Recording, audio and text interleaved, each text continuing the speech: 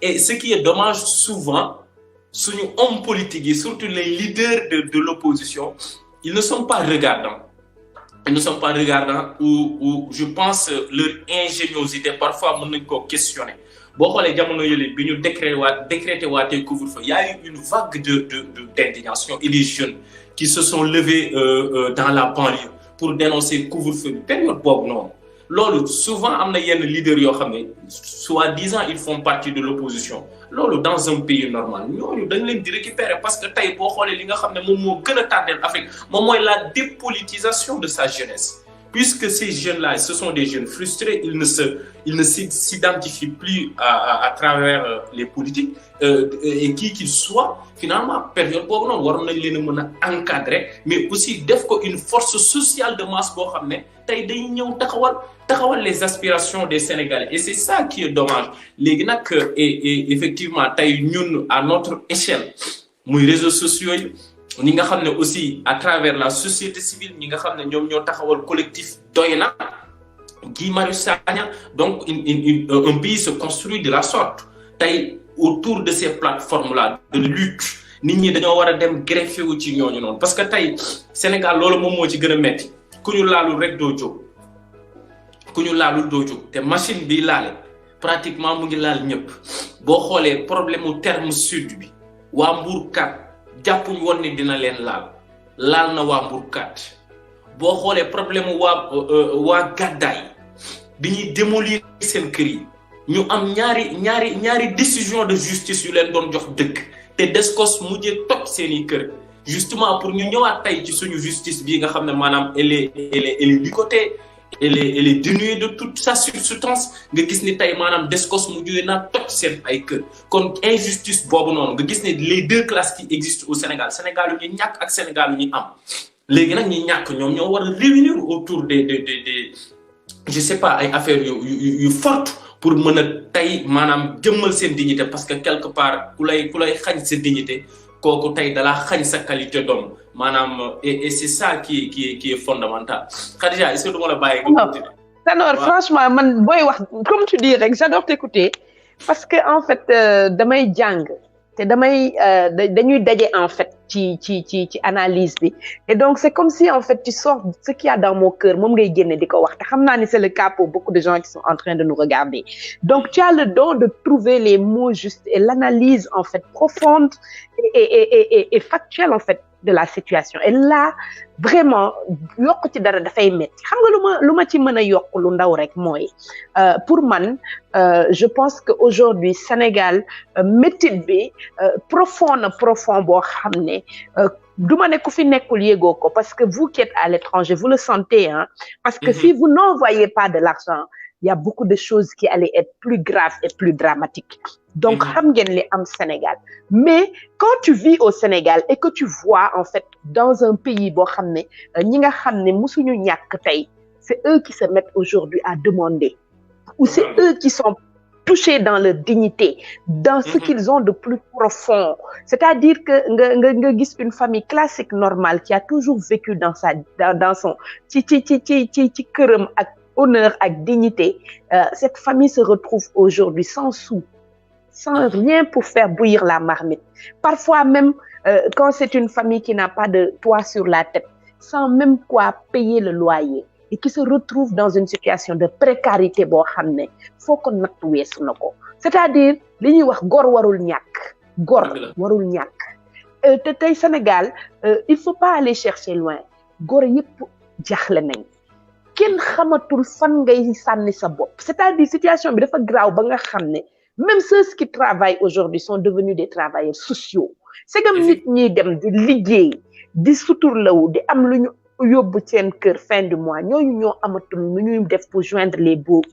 deux bouts ñi ci des ñi nga xam ne amuñu ci li ñu jàpp le peu bi ñu doon jàpp mooy for bi ñu daan foraan au jour le jour ñooñu tey nan la ñuy def avec la situation et la morosité bi nga xam ne tey moom la Sénégal di dund à côté de ça qu'est-ce que tu vois en fait un gouvernement en fait qui n'arrive toujours pas aujourd'hui d'abord à convaincre les gens par rapport à cette maladie parce que c'est ça le fondement loolu mooy problème bi gën a dëgër bi nga xam ne tey ils l'ont moom la ñuy jànkoonteel da ngay ñëw di waxtaan ak ay sénégalais tu leur parles de mbas bi ñu ne la mbas mi amul dañuy tëj pour tëj ñu donc ça veut dire que l'information n'est pas passée ou n'arrive pas à passer pourquoi mais parce que tout simplement quand tu as un gouvernement boo xam ne daf la yàgg di nax di la yàgg di wax naka sa dul noonu yow da ngay jàpp ni lépp lu mu wax rek ci dynamique am la nekk ci yoonam la nekk parce que dañ la ko tàmmal donc problème foofu y a un problème de fond qui est là donc erreur de communication la culturellement li ñu yàgg nax ba nga xam ne tey képp ku jiite Sénégal loo wax dañ koy jàppee ay naxee mbaay loolu nekk na un problème boo xam ne tey on bute dessus par rapport à cette pandémie qui quand même est en train de faire des ravages parce que li nga xam ne man personnellement la maa ngi koy gis la mënuma toog journée ba journée jeex te duñ ma annoncer 1 ou 2 personnes yu dee c'est-à-dire les gens meurent mais d'une manière boo xam ne musuma ko gis est-ce que c'est le corona est-ce que c'est autre chose c'est des questions qui méritent d'être posées mais en tout cas le constat est là il y a des morts mais qui da ngay dem ba da ngay tiit loolu mu ngi fi leneen li mooy la précarité c'est généralisé c'est-à-dire qu'il y avait une classe moyenne dans un pays. C'est important qu'il y ait une classe moyenne parce que c'est cette classe moyenne qui porte le pays. C'est cette classe moyenne qui consomme. C'est cette classe moyenne aujourd'hui qui fait vivre l'économie. Mais il n'y a plus de classe moyenne au Sénégal. Comme tu dis, il y a des riches et des pauvres. Des gens qui souffrent et d'autres qui profitent en fait de leur position et de leur statut en tant que politique parfois ou hommes d'affaires véreux qui sont dans le système pour continuer à s'enrichir au détriment d'une population bi nga xam ne elles ont dafa amoon un minimum qu'on lui a ôté de et ba pare bëgg ko exiger mu dem tëju bëgg ko exiger mu toog confiner boppam parce que la maladie est là c'est-à-dire c'est très complexe et c'est très compliqué c'est-à-dire que tey les gens ils préfèrent mourir de la maladie que de mourir de pauvreté dans ta maison moi je préfère mourir d'une maladie que de mourir de faim et foofu la nit ñi tollu da ngay wax ak nit mun la carrément man mënuma toog sama kër te awma lu ma jox sama njaboot mais nga xool ko xam ne li mu lay wax dëgg la mais est-ce que kooku da nga ko naan bul génn feebar bi mu ngi ci biti mu toog pendant ce temps il a des enfants qui l'attendent il a une femme qui l'attend il a une maman ou un papa qui est malade qui a des ordonnances qu'il doit acheter il faut analyser les choses de manière terre à terre pour comprendre que le problème est sérieux problème bi dafa metti te problème bi li ci gën a doy waar mooy dafa généraliser wu benn buntu kër ñaar boo fëgg soo demee lii may wax nii moom nga fay fekk pauvreté généralisée accentuée ñàkk bekkoor c'est-à-dire nit ñi dañoo dem ba xamatuñu fu ñu jëm c'est-à-dire ñi nga xam ne sax ñoo doon maye as néew ñooñu ñoo ñàkk tey loolu mooy situation bi ak constat bi ce qui se passe réellement dans ce pays donc plus maintenant cette maladie bi nga xam ne tey xamuñu fu ñu jëm ak moom loolu yëpp soo ko tënkee dëxin ko da ngay xam ne comme tu disais tout à l'heure Tanor li ñëw moo gën a métti Tunkara ñu ngi xabaabal de ci feebar bi mais en tout cas Tanor li mu fi développé man vraiment dama ko comprendre en fait parce que moom il a une analyse mais froide mais man j'ai une analyse sociologique parce que c'est ce que je vis dama koy dund Tunkara Sénégal li fi nekk man musuma gis lu mel nii ci sama àddina man musuma gis une photographie comme ça du Sénégal ce pays bi nga xam ne nit ñi dañu daan xëy au moins lu mu ñàkk di nga lekk di nga naan mais tey Sénégal les gens peinent à manger. te am na benn leeral bu ma bëggee ma indil la ko rek ma indil ko aussi waa Sénégal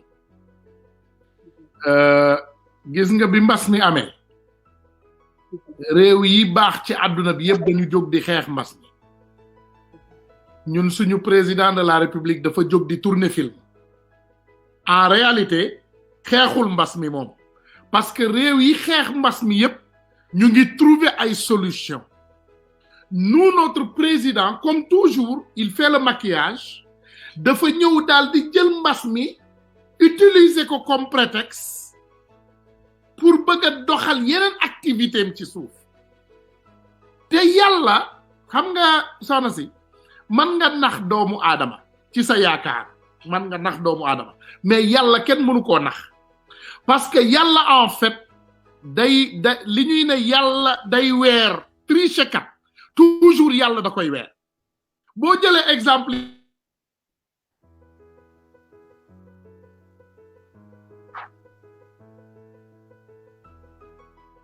c'est dommage li muy wax am na solo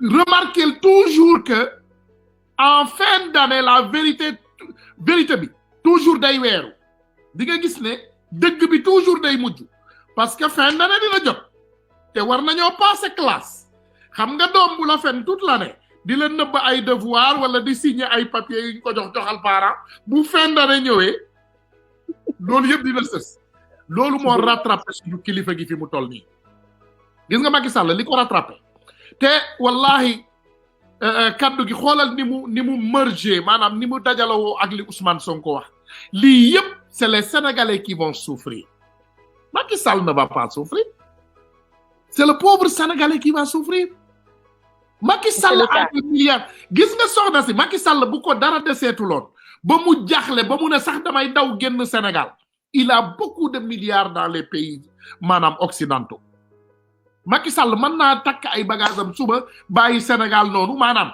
mi ngi mel ni nga dëkk ci kër gi di takk te fekk yow tabax nga beneen étage fële bu la neexee gàddu say dama si yóbbaale rek dem toxu sa étage bu bees loolu rek la Macky Sall sekk ak Sénégalais fi mu toll et ça fait mal au cœur parce que ñun suñu xam-xam bu ndaw bi ñu am buñ ko développé wala ñu évaluer ko lu ñuy gis mooy dañuy gis ne kii nekkul di dundu réalité kii il est dans des rêves profonds maanaam Macky Sall ci ay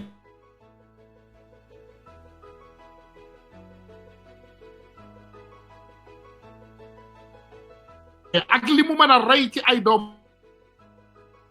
ak tudd ay vaccin yoo xam ne kenn xamul fu ñu jóge xam nga ñaari affaire laa dajale nii déjà pandémie am na Sénégal vaccin ñu ngi waxu vaccin te exactement pandémie bu amee ci dëkk nit ñi dañu war a ñàkk mais ñun déjà suñu vaccin yi fan la jógee loolu mooy suñu beneen problème bi nit ñi di jooy parce que Amérique laa nekk dinaa la wax lan moo fi xew démb le président américain Amérique ñëpp xam nañ ne fii la ñuy defaree vaccin bi ak quelques pays européens on a déjà des difficultés à trouver le vaccin qu'il nous faut nous-mêmes gars yi nee nañu président bi nee na fii ba mars du ñu mën a vacciner 1 million de personnes par jour et on a 330 millions d'habitants diggante fii ba mars mënuñoo vacciner 1 million par jour donc imaginez Amérique bu ñu doon vacciner 1 million de personnes par jour il va nous falloir 330 jours pour vacciner tous les Américains.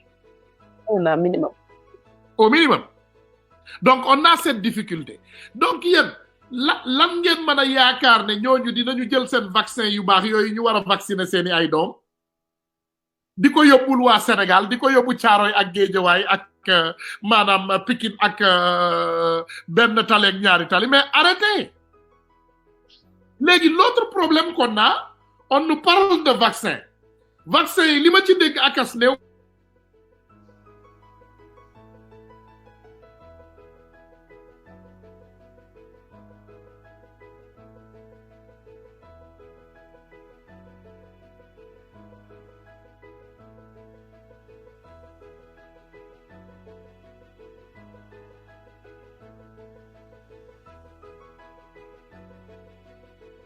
c'est parti dem na tuuti mën ngaa jël relais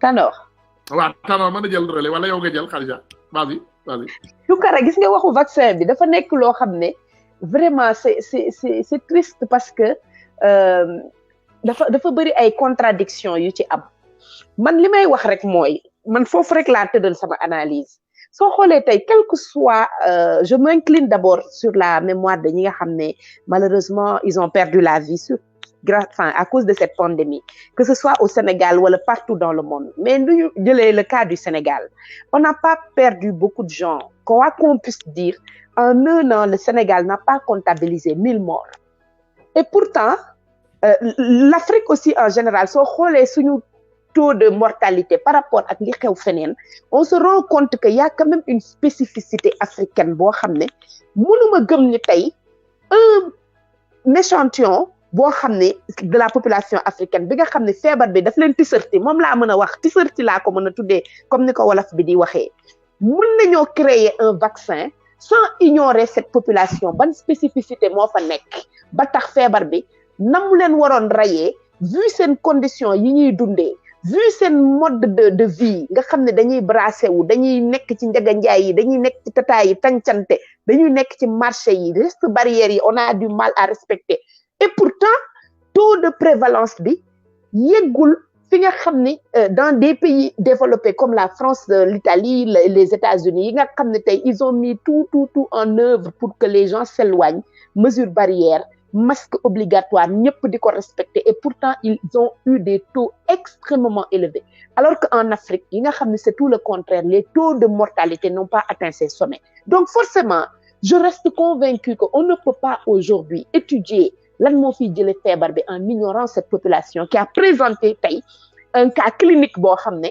c'est inattendu parce que liñ fi waxoon mooy ay millions de morts la ñuy am Afrique et ça n'a pas été le cas et donc ça veut dire que quelque part il y a quelque chose en nous ou dans notre immunité ou dans notre je sais pas moi quelque chose qu'il faut trouver qui aujourd'hui va pouvoir résoudre ce problème on ne peut pas étudier cette maladie créer un vaccin sans ignorer cette population ça c'est ma petite analyse la deuxième tey jii bu ñu waxee ay waxu vaccin ñu jël pays bu ndaw bu nga xam ne Sénégal la nga xam ne on a jamais créé de vaccin suñu créer ay médicaments aussi nos tradipraticiens ou bien notre pharmacopée africaine ou sénégalaise créer ko kenn du ko fullaal kenn du ko jëmmal à la limite on met dessus des lobbies pour noyer en fait ces créations yi nga xam ne c'est typiquement africain parce que ça ne les arrange pas comment un petit pays comme ça Sénégal peut prendre des décisions aussi importantes alors que pour man sur des questions aussi essentielles que le vaccin on doit avoir une instance africaine bi nga xam ne mooy chapeauter ces questions-là qui transcendent en fait un pays comme le Sénégal qui n'a pas aujourd'hui le pouvoir boo xam ne mën na am étude yoo xam ne mën na ko def c'est-à-dire que mën na am un poids même pour pouvoir dire oui ou non donc il faut que l'Afrique s'unisse sur des questions aussi importantes que des choix de vaccins, que des choix de traitement, que des choses yoo xam ne c'est spécifique à notre zone UEMOA, à notre zone africaine en général. Ñu mën di am une institution supranationale qui puisse chapeauter en fait ce genre de questions. Man foofu laa yóbbu débat bi. Maintenant, je laisse le soin aux techniciens, aux médecins de nous dire si oui ou non ce vaccin-là am na ay problèmes parce que quand même c'est inédit, c'est un processus génétique. Bon, c'est la première fois que nous expérimentons. Qu'est-ce qu'il y a derrière? Quelles sont les conséquences? Enfin, on ne sait pas. D'autant plus que les lobbies pharmaceutiques qui ont créé l'affaire, ils ont fait signer à nos États des traités, des engagements. Les populations n'ont pas le droit de les poursuivre. Pourquoi? Parce qu'ils ne savent pas quels sont les effets secondaires qui sont derrière. Donc, ça veut dire que même pour faire qu'on y a des problèmes, personne n'a le droit de top lane. Mais c'est des questions, c'est essentiel et on n'en parle pas assez. On n'explique pas aux gens tout ce qu'il y a l'affaibli. Mais pourquoi aujourd'hui on ne prendrait pas le vaccin chinois comme l'a fait le Maroc? Parce que eux, ils ont respecté le processus de création de vaccins classiques. Non, on doit aller prendre forcément un vaccin Pfizer ou comment il s'appelle, Moderna ou des choses comme ça. Parce que tout va bien, l'on choisir. Mais est-ce que aussi on aura le même vaccin? Tout ça, c'est des questions que je me pose, moi. Je ne dis pas que c'est vrai ou c'est faux, mais est-ce qu'on aura le même vaccin? Taïdi, bon, rien que les médicaments. Prends ibuprofène ou quelque chose comme ça, de manière très basique et bête, hein? Celui que tu achètes en France et celui que tu achètes au Sénégal, tu te rends nettement compte que c'est pas la même chose. Mais qu'est-ce qui nous dit aujourd'hui que ça ne sera pas le cas aussi sur les vaccins? Donc, les questions, elles sont là. Elles sont posées. Il faut y apporter des réponses parce que cette question de vaccin ne peut pas être imposée. Moi, on ne peut pas m'imposer de me vacciner. On ne peut pas m'imposer de vacciner mes enfants sur les... Je ne dis pas oui, je ne dis pas non, mais les gens ont besoin d'avoir plus d'éclairage. Ils ont besoin d'avoir plus d'informations fiables sur ce qui se fait, pourquoi, comment, pour pouvoir prendre des décisions. Voilà, ça c'est vraiment ce que je tenais à dire par rapport à ça et dire que c'est une question complexe qui n'est pas facile à résoudre, mais li am moy mbas bi Covid bi mettre à terre l'économie sénégalaise et que aujourd'hui je pense qu'il y aura une vie avant le Covid et après le Covid. La seule chose que je souhaite et Ça, c'est mon ressenti personnel. Je pense qu'il y a beaucoup de gens qui le partagent. J'espère seulement que en Afrique en général, nous les pays qui sont sous-développés, on va saisir cette opportunité.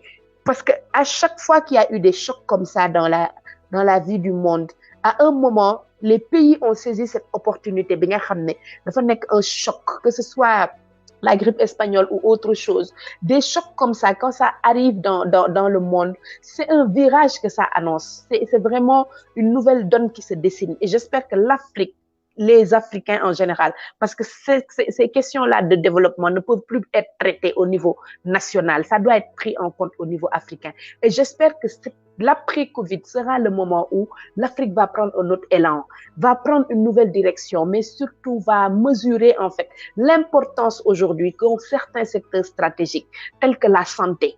La santé ne peut plus être le maillon faible de nos politiques de développement. L'éducation ne peut plus être le maillon faible de notre politique de développement.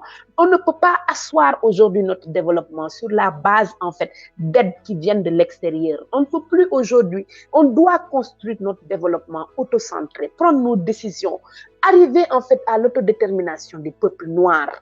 Pour moi, c'est vers ça qu'on doit aller aujourd'hui. C'est-à-dire que l'IFIAM, c'est un constat, c'est un là. Il faut nécessairement qu'on vive cette résilience.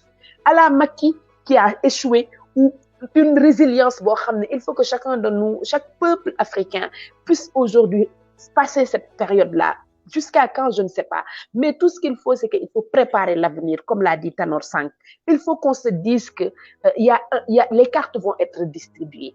Comment maintenant, nous, en tant que peuple, en tant que terroir, en tant que continent, les ressources sont là, les compétences sont là, la jeunesse est là. C'est-à-dire que tous les paramètres qui doivent permettre aujourd'hui d'avoir un développement soutenu sont là. Comment aujourd'hui on doit faire pour pouvoir profiter de ça comme une opportunité en fait de reconstruction, de redéploiement en fait de toute notre énergie, notre pouvoir créatif et tout vers un développement réel pour tous les peuples africains. Parce que lii fi am tey mënul continuer parce que catastrophe moom la ñuy dund Tanor. Ce qu'on est en train de vivre en Afrique, c'est pire qu'une guerre, parce que c'est une guerre invisible. Les gens souffrent, les gens sont devenus, mais ils ne savent plus si demain, quand ils vont se lever, ils vont manger. C'est des questions de survie maintenant. Ce n'est même plus une question de comment je vais faire pour me développer, mais comment je vais faire pour survivre. Les questions, suñ koy poser dans un peuple, mu nekk une proportion très élevée de population ñu koy vivre. Donc ça mérite qu'on se pose et qu'on dise qu'il est temps qu'un virage soit opéré à 380 degrés même pour pouvoir en fait donner une nouvelle orientation. Man, faut xoolee tey. Je ne sais pas quand est-ce que cette maladie va partir. J'ose espérer que bientôt, elle nous dira, ce sera un mauvais souvenir. Mais quelle direction maintenant et quelle décision et quelle je sais pas moi, leçon nous allons apprendre très rapidement de ça et avoir les décisions, prendre les décisions et avoir les positions yi nga xam ne moom mën a permettre tey ñu bañati dund lu mel nii man loolu rek mooy sama inquiétude en fait. Comment faire aujourd'hui pour que l'Afrique ne puisse pas passer à côté de ce nouveau rendez-vous, qu'on ne rate pas le train en fait qui est en train aujourd'hui de démarrer à quai, parce que c'est une nouvelle configuration mondiale, géopolitique mondiale qui est en train de se dessiner avec l'impact de cette maladie. Il ne faut pas que l'Afrique rate ce nouveau rendez-vous par rapport à tout ce que nous avons vécu dans le passé. Il faut vraiment que ça ne soit pas, enfin, je sais pas moi, une déception de plus. Il faut nécessairement que les Africains, unis, tous la main dans la main, puissent prendre en fait ça comme un nouveau départ. C'est ça en fait que je me dis. C'est cette lueur d'espoir que j'ai en moi et j'espère que on pourra aujourd'hui en faire quelque chose de positif. C'est tout ce que je souhaite, en espérant que ça ne restera pas que des souhaits, que ça pourra se matérialiser en fait sur le terrain.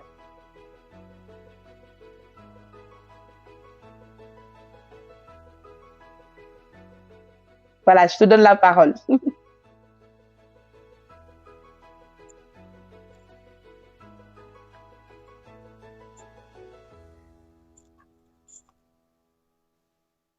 Tu es là, Tanor?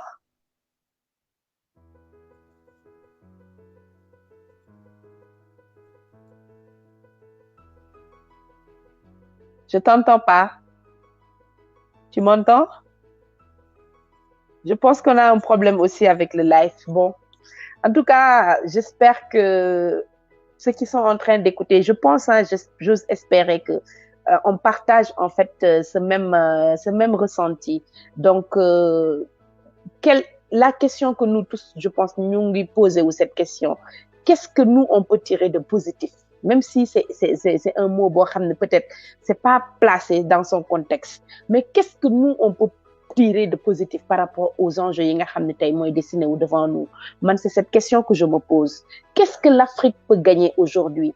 Quelle configuration il y aura? Et ñun ban rôle lañ ci war a jouer en tant que peuple, mais surtout en tant que peuple en devenir? Parce que tey tout est à faire en Afrique, tout est à construire. Est-ce qu'aujourd'hui, c'est pas une opportunité qui se présente à nous pour pouvoir aujourd'hui faire un virage, Tanor? Donc ça, c'est vraiment une question que je me pose. Moi, depuis quelques semaines, c'est ça ma question. Comment on va faire pour profiter de cette opportunité qui se présente à nous pour pouvoir en fait prendre un nouveau départ?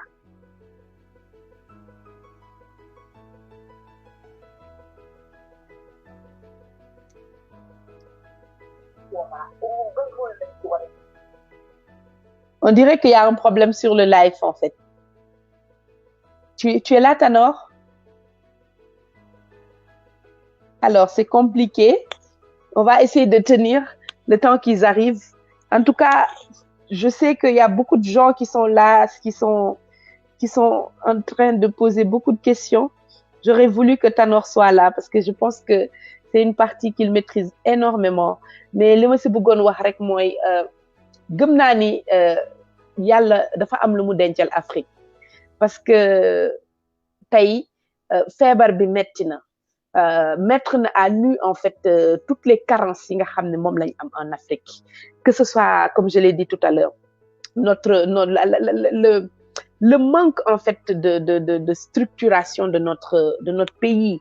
Soo demee ci hôpitaux yi da ngay am kersa parce que da ngay gis nit ku feebar romb la te mënoo ci dara. Tu vois des médecins aujourd'hui qui sont dépassés par les événements. Tu vois la vétusté bi nga xam ne moom moo am ci hôpitaux yi. Ça te fend le cœur. C'est-à-dire que le côté positif de cette maladie, c'est que dafa mettre à nu suñu ay taar yi ñu am yëpp la génne. Li nga xam ne dañu ko doon naxee yëpp daf ko ne fang weer leen bëccëgu nar a kàmm. Ñun nag en tant que peuple aujourd'hui, qu'est-ce qu'on va faire de tout ça? C'est ça, en fait, la grande question qui s'offre à nous. Est-ce que tey dañuy naan corona bi ñëw na dem na, ça n'aura pas servi à changer les choses? Ou ñun, en tant que peuple qui avons souffert et subi, dañuy profiter de situation bi pour pouvoir écrire une nouvelle page? Pour moi, c'est ça toute la question que chacun d'entre nous doit se poser. Et il y a une carte à jouer pour l'Afrique. Je suis une éternelle optimiste peut-être, mais je suis fermement convaincue qu'il y a une carte que l'Afrique doit jouer. Tous les paramètres en fait et tous les signaux sont ouverts pour nous. On n'a pas eu les morts escomptés. On nous avait prédit des centaines de millions de morts. On l'a pas eu. On nous avait prédit en fait un effondrement de l'économie africaine. On y est certes, mais ça aurait pu être pire. Donc, ça veut dire que quelque part, il y a la main de Dieu, en fait, qui est sur nous. Maintenant, comment faire maintenant pour rebondir? Comment faire, en fait, pour se reconstruire? Ou se construire? Parce qu'on reconstruit quelque chose qui avait été détruit. Malheureusement, en Afrique, tout est à faire. Comment faire pour construire, en fait, le développement de l'Afrique à partir de cet élément nouveau qui est le corona, l'après-corona? Voilà toute la question, les questions et les problématiques aujourd'hui qui s'offrent à nous. En tant que peuple, en tant que pays d'abord, en tant qu'individu, ku ci nekk nan ngay def ba reconstruire sa bopp par rapport à tout ce qui s'est passé, par rapport au choc que beaucoup d'entre nous ont vécu. Les gens ont perdu leur emploi, d'autres se sont vus en fait confrontés à des situations de maladie yoo xam ne xamuñu ko woon. Il y a énormément de chocs que nous avons vécu de manière directe ou indirecte. Mais maintenant, comment faire pour se reconstruire, pour construire quelque chose de nouveau à partir de tout ça? Et moi, c'est là où je pense qu'aujourd'hui, on en est. Il faut que chacun d'entre nous se pose des questions et qu'on sache que ensemble, le peuple, seul on est bien, ensemble on est fort. Et que ensemble, on peut réussir aujourd'hui à construire des choses qui vont changer fondamentalement le destin de l'Afrique. En tout cas, man, c'est ma ferme conviction. C'est mon souhait. Ça va même plus qu'un souhait. C'est le sacerdoce que je porte dans ma vie. Di ñaan yàlla ñi koy porté bëri na que yàlla kattanal ñu ba lépp lu ñu mbébét pour Sénégal mu dooleel ñu kattanal ñu gidee ñu teg loxoom ci ñun ba nga xam ne dinañu làkk foo xam ne seytaane yeggu fa. Voilà, c'est tout ce que je pouvais dire. Je crois que je vais être obligée d'arrêter le live, comme je suis la dernière à être là. Mais c'est vraiment un plaisir pour moi. C'était vraiment un très grand plaisir pour moi d'être là. C'est pas évident. Parfois, quand tu es seul dans ce combat, tu te dis que est-ce que li may def ni jar na ko man tu me poser cette question parce que dama ne au moins on aura le mérite d'avoir essayé. La seule chose qu'il ne faudrait pas qu'on regrette dans 20 ans ou dans 30 ans, c'est de nous dire que bañ ci tolloo dañ ko waroon xeex te xeexuñu ko. Loolu mooy suñu engagement, loolu mooy suñu sensu combat. Te gëm naa ni y a des milliers de personnes aujourd'hui qui doivent rejoindre ce combat. Se dire que qu'on gagne ou qu'on perde, c'est pas important. C'est de mener le combat pour oser espérer léguer un Sénégal, une Afrique meilleure à nos enfants. Et ça vaut la peine d'être mené. En tout cas, man mom, lu may wax rek chaque jour, lu ma ci góobe gar ko. Loo xam ne je ne veux pas être demain celle qui va dire que je savais, mais celle qui dira je l'ai fait, celle qui aura la fierté de dire à ses enfants que mon heure, j'ai joué ma partition, à vous maintenant de jouer la vôtre. Nous avons amené le combat jusqu'ici, à vous de terminer. C'est ça en fait le sens de tout notre combat et de notre engagement. En espérant seulement que yàlla dinañu teg loxo, en espérant seulement que Sénégal dina am mieux que ce qu'il a aujourd'hui, parce que je suis fermement convaincue qu'on mérite mieux que ça en tant que peuple, mais surtout on mérite mieux que ça en tant que pays bu nga xam ne ay mag ñu sell ñu xeex pour indépendance du Sénégal, Mame Borom Touba, Seydi El Hadji Malick ak ñëpp ñi nga xam ne dañu xeex pour que Sénégal nekk dëkk boo xam ne dëkku jàmm lay doon. Tey li ñuy dund doon lépp lu dul jàmm. Di ñaan yàlla yal na yàlla wëlbati xelu ñi nga xam ne ñoo fi nekk tegaat leen ci yoon bi ba ñu xam ne buñ la dénkee alalu réew da nga war a xam ne da nga war a nekkal ñëpp waaye waroo fee nekkal sa bopp. Malheureusement ñi nga xam ne yàlla ñu yàlla jox ñu nekk ci suñu bopp dëkk bi dañ fi nekkal seen bopp au détriment du peuple. Amuñu yërmande si ñun même bu ñuy wax ak ñun wala ñu ñuy xool duñu xoolee bëtu yërmande dañuy xoolee bëtu noonu te loolu mënul développer dëkk. On ne peut pas diriger un peuple sans ce peuple. On doit diriger un peuple avec ce peuple. Mais pour que nga ànd ak peuple bi da nga war a poser ay actes yoo xam ne dina permettre à ce peuple de se reconnaître en toi, de comprendre le sens du combat que tu es en train de mener. Tey nag malheureusement c'est tout le contraire que nous avons vu. Mais il ne faut pas qu'on perde espoir. Moi je suis convaincue que si le peuple se lève, aucun souverain ne peut résister à ce peuple. Donc nag un peuple on ne libère pas un peuple, comme disait Tanor tout à l'heure, mais un peuple se libère. Donc, à nous aujourd'hui de mesurer la juste portée de ce que nous avons envie de léguer à nos enfants. Ñu xool loolu ban prix la laaj ñu jox ko. Man loolu rek la gëm. Loolu mooy sama philosophie. Te xam naa ne ñu bari tamit ils partagent cette philosophie. Donc, il faut pas se décourager. Pour moi, on est encore jeune et on a toute la vie devant nous. Quel que soit ñi fi nekk budul sax ñun ñoo leen fiy jëlee l'âge va les rattraper wala leneen ak leneen mën na cee am. Nul n'est éternel mais nag li am solo mooy boo tolloo ci dox sa combat da nga ko war a dox lu mu jar nga jox ko metti na gudd na ça ne se fera pas du jour au lendemain mais step by step dinañ arriver à défier en fait tout ce qui est devant nous. Voilà, c'est ça que je voulais dire pour finir et vous dire que c'était un très grand plaisir pour moi d'être dans ce live 1 million marche. Di ñaan yàlla rek ñu fekkee ko ay émissions yu bari. Ce sera un honneur pour moi de revenir pour discuter d'autres sujets, d'autres thèmes qui concernent le Sénégal, qui concernent l'Afrique en général, qui concernent les femmes, les jeunes, la relève générationnelle, le combat que nous sommes en train de mener, mais surtout que ñu ñaan yàlla Sénégal jàmm wàcc fi feebar bi jóge fi ba ku nekk delluwaat ci sa ay yitte.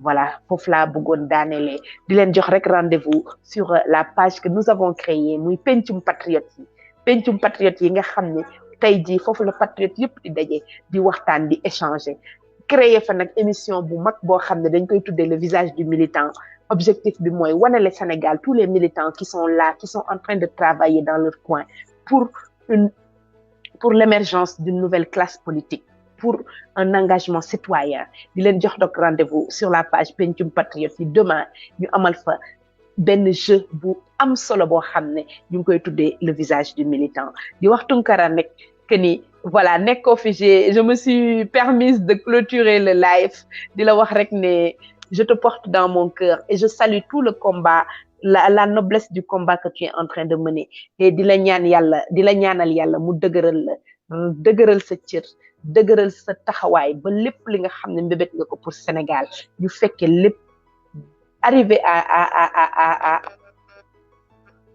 un jour nous dire que combat bi ñu doon mëne résultat bi mu ngi nii yal nañ ko fekkee incha allah yàlla mën na ko te dina ko def lu si jub rek ngeen xam ne yàlla la lu ci dëng ngeen xam ne man la mais c'était vraiment un très grand plaisir d'être sur ce live avec vous di leen jaajëfal di leen jox rendez-vous très bientôt sur cette page sur ma page KMD TV ou sur la page Pencum Patriote yi ñu amal fa ay waxtaan yu am solo yu mucc ayib lépp rek ci defar Sénégal ak yéene bu rafet bi ñu am ci Sénégal di leen wax au revoir et à très bientôt merci à vous au revoir